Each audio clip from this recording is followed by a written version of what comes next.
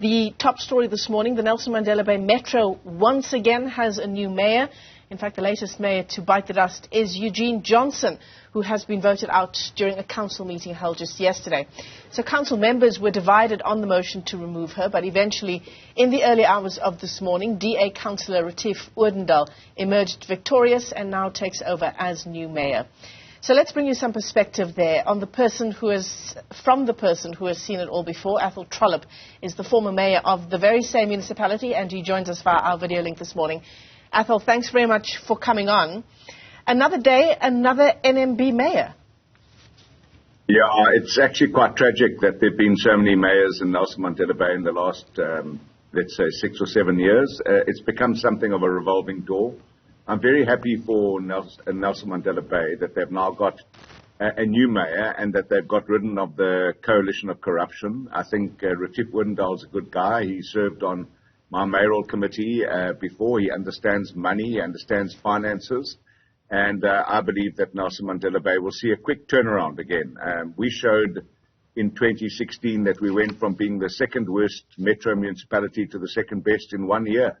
And if South Africans would just understand that that turnaround can be that quick, if you get a decent government with good people in government, things can really go for the better. So you're saying, yes, on the one hand, it does appear that the mayor's chain has become a revolving door, but on the other hand, it's a good thing that Eugene Johnson has been booted out?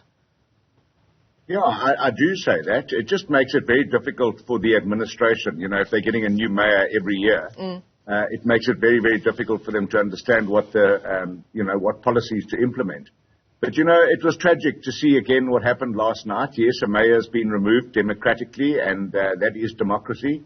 But the ANC councillors and others were trying to steal the ballot box when they saw that they didn't have their numbers going their way. I think that's an ill omen for things to come in 2024. But South Africans are starting to embrace the fact that they can change their government if they don't get what they want. And I think all of these examples of change of government, new coalitions, people working together, collaborating, putting citizens first, is really good for our democracy. We can't continue to have one-party domination in South Africa. We've already had it for way too long. Probably the last 70-odd years in this country have been dominated by one political party, and it's never good for the citizens. So I think even though these contortions are difficult and they're complicated and they frustrate people, they're certainly good for cementing our fledgling democracy and making us starting to understand how powerful we are as the man and woman in the street, and that our vote counts to change and get better government. I mean, ultimately, what the people of Nelson Mandela Bay want is service delivery, right? It's a metro that is struggling, along with the rest of the country, with load shedding, but now also with a water crisis. Unfair to blame Eugene Johnson, who was in that position for, I believe it was less than a year, for the water crisis in Nelson Mandela Bay, because it existed when she came into that position. Yeah, absolutely. It could happen to any mayor across the country. But let me just put some perspective about water in Nelson Mandela Bay. You know, Nelson Mandela Bay, if it still relied on the main water supply dams in the west of the city, would have run out of water years ago. That's a fact. The fact that Nelson Mandela Bay has not run out of water is that they get water augmentation from the Trollip Dam, which comes all the way from the Lesotho highlands. So a water scheme that was built 70 years ago is what was the lifeline of Nelson Mandela Bay today.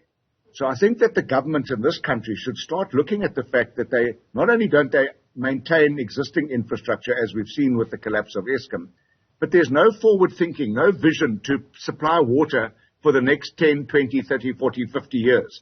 And if it wasn't for the Trollip Dam and the Nooitgedacht extraction or abstraction point in Kirkwood that sends water to Nelson Mandela Bay, they wouldn't have water. So, you know, I think that you said the people of Nelson Mandela Bay want service delivery. I think every single citizen of South Africa, all they want is trafficable streets, lights, street lights at work, a police force that responds, schools that will give their children good education, hospitals and clinics that will treat them when they're ill, and emergency services that will work when people need them. That's all that South Africans want. And it's not all about government. You know, government thinks that this country comes to a standstill without it. South Africans have shown that they can do without government.